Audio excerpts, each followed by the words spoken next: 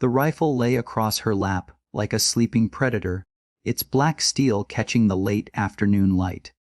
She moved with deliberate care, cotton cloth tracing the length of the barrel, every stroke steady, unhurried. To her, the Barrett, .50 wasn't a weapon, it was a ritual. The smell of gun oil clung to the air, sharp and metallic, mingling with the faint dust that drifted through the open windows. A shadow shifted in the doorway. The veteran C.L. Connell had seen enough rifles in his life to recognize one from the silhouette alone. But what rooted him in place wasn't the weapon. It was her. She wasn't supposed to handle it with that kind of confidence. Her movements weren't the nervous fumbles of someone playing soldier. Every touch was precise, instinctive. She was too young for hands that sure. He didn't speak. He just watched. Without looking up, she reached for the bolt carrier and locked it in with a clean click. Her fingers flowed over the machine like a pianist brushing keys. A round glinted between her fingers for half a heartbeat, then disappeared into the chamber. She rose smoothly, the giant rifle dwarfing her frame, and settled its weight against her shoulder. The Connell's jaw tightened. That rifle could punch through steel at a mile. In her hands, it looked like a test the world didn't know it was about to fail. She stepped to the open window, sighted downrange at a rusted tin can resting on a fence post. The world seemed to hold its breath. Her finger brushed the trigger. The crack of the shot tore the silence apart, louder than thunder in the stillness. The can didn't just fall, it disintegrated, fragments spinning into the dirt as though the air itself had swallowed it whole.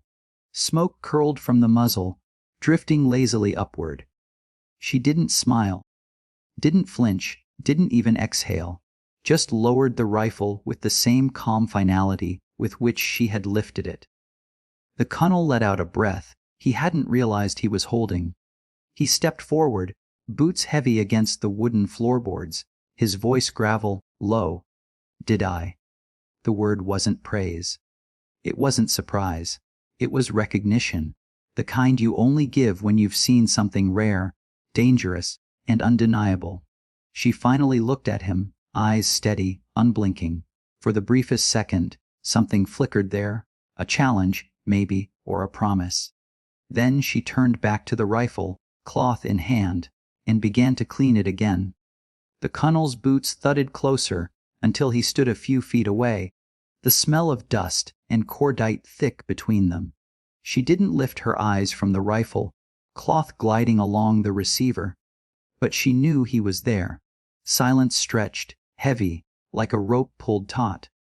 "You don't just pick up a Barrett and shoot like that," he said finally, voice even, but carrying the weight of authority. "Who trained you?" Her hands didn't falter. She pulled back the charging handle, inspected the chamber, then eased it forward again. Only then did she glance at him, one brow lifting almost imperceptibly. No one. The Connell's eyes narrowed.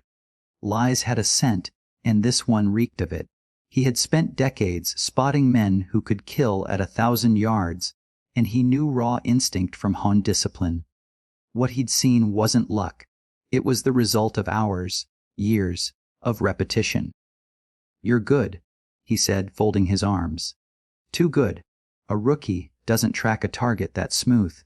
Her gaze drifted past him, out toward the field where the tin can no longer existed. "You think I'm a rookie because I don't wear a uniform," she said softly, "but battlefields don't hand out paperwork." That gave him pause. There was no bravado in her tone, no need for it, just the flat honesty of someone who had seen things she wasn't ready to put into words.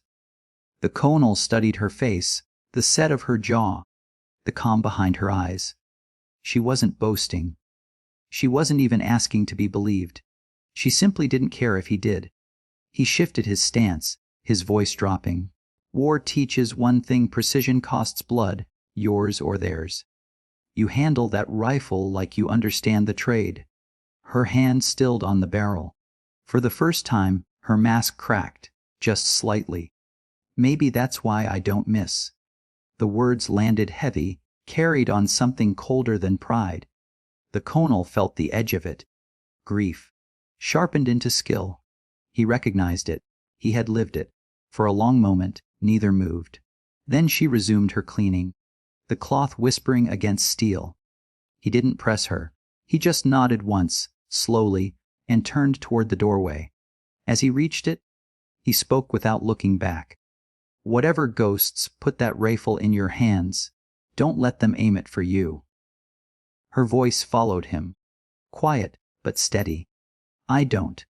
The next morning, the colonel was waiting before the sun had burned the mist off the training field. A row of targets stretched out across the plain, steel silhouettes at staggered distances, some barely visible against the tree line. The air was still, dew clinging to the grass, the kind of quiet that dared you to break it. She arrived carrying the Barrett, case slung across her shoulder as though it weighed nothing. No greeting, no question. She simply laid the rifle down, assembled it with brisk precision, and looked at him. The colonel jerked his chin toward the furthest target, a plate set nearly 1,200 yards away. "One shot," he said. "Cold bore. No warm-ups." She didn't hesitate. Settling into the prone position, she adjusted the bipod, pressed her cheek against the stock, and aligned the scope. Her breathing slowed, each inhale measured, each exhale a calculation. The world seemed to narrow until nothing existed but the crosshairs and the distant plate. The colonel watched her posture, her discipline. She didn't fidget, she didn't blink. She was still as stone, the rifle an extension of her body. The report shattered the morning, echoing across the valley. A second later, the steel playing out, a clear, resonant clang. Dead center. She lifted her head and met his eyes, expression unreadable. "Again," he ordered, motioning to the smaller silhouette tucked into the tree line, half concealed by brush. A trickier shot, barely visible at that distance. She didn't argue. She simply reloaded, adjusted her scope, and fired. Another clang. The silhouette wobbled under the impact but held. The colonel let out a slow breath, something between disbelief and grudging respect. Few of his best snipers could make that shot so cleanly, so calmly, without sighting in first. But he wasn't finished. He scanned the line of targets and pointed to a moving rig, a steel plate swaying on a cable that dragged it back and forth across the field. "Hit it twice, before it clears the path." She glanced once, judging the pattern, then settled back into her scope. The Barrett roared. The first round striking left of center, the second landing a heartbeat later, correcting perfectly. The plate jerked violently, paint and dust spraying from the impact. Lowering the rifle, she looked up at him again. Waiting, the colonel's stare lingered. This wasn't talent. This was something forged harder, deeper. Finally, he nodded once. "You weren't lying," he said. "You don't miss." The colonel lingered by the target field long after the echoes of her last shot faded. The steel silhouettes bore the proof. Each one struck with surgical precision, no wasted rounds, no hesitation. He had tested her patience, her control, her nerve. She hadn't cracked once. When he turned back to her, she was already breaking the rifle down, piece by piece, hands methodical, movements almost meditative. The Barrett wasn't just a weapon in her care, it was ritual, maybe even penance. "You ever think about what this skill means?" he asked, his voice carrying across the empty field. She didn't answer at first. She slid the bolt assembly free, wiped it down, and set it beside her. Only then did she glance up.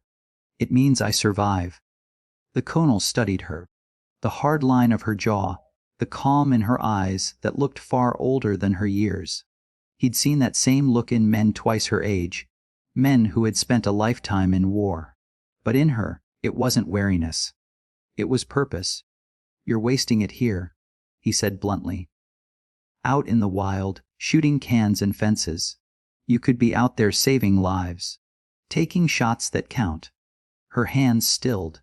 For a moment, The faint edge of something sharp flickered across her expression. Or taking orders that kill strangers I'll never meet.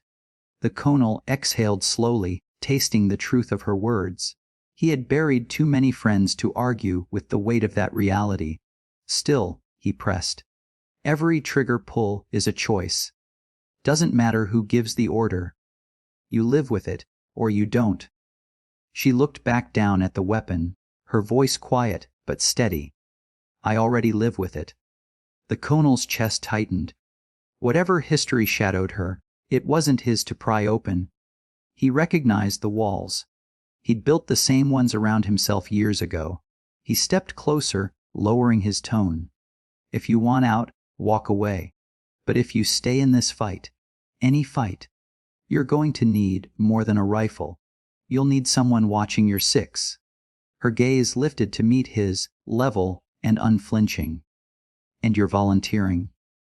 The corner of his mouth tugged upward in the faintest, tired grin. I'm saying I've seen 100 shooters. 99 break when it matters.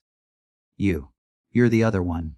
For the first time, her lips curved in something like a smile, small, fleeting, but real. She slid the cleaned bolt back into place with a sharp, satisfying click. The hum of cicadas carried over the field. But beneath it, the colonel's instincts prickled. Years of combat had carved a sixth sense into him, and right now, it whispered danger.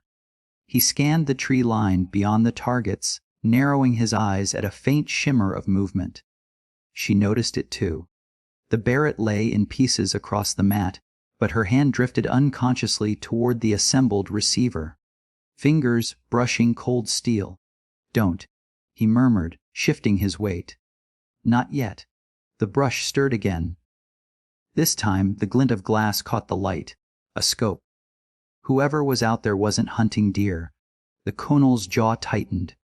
He'd expected to find ghosts here, maybe her demons, but not an armed shadow creeping into his field. He crouched, voice low and firm. You've got 30 seconds.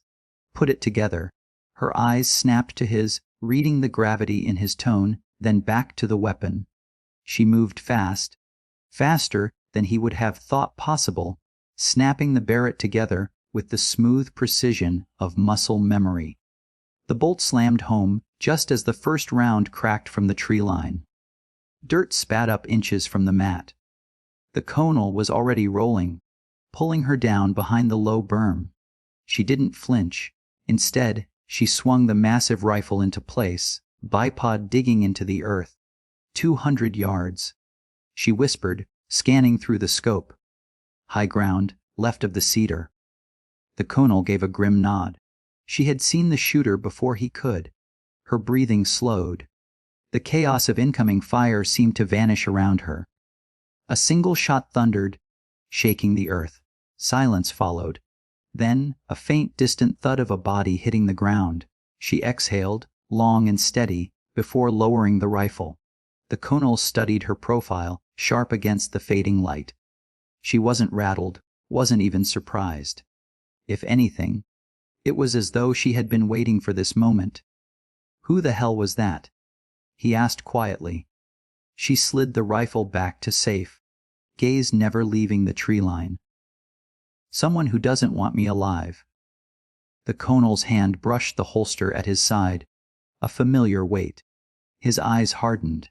Whoever had just tried to kill her had stepped into his fight too.